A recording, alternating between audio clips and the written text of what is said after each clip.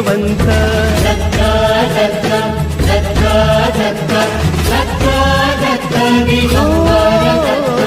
अवधूत चिंतन गुरुदेव दत्त गुरु आमचा तू आम्ही भाग्यवंत नसे जन्म मृत्यू नुरे काही खंत न प्रारंभ मध्य नसे काही अंत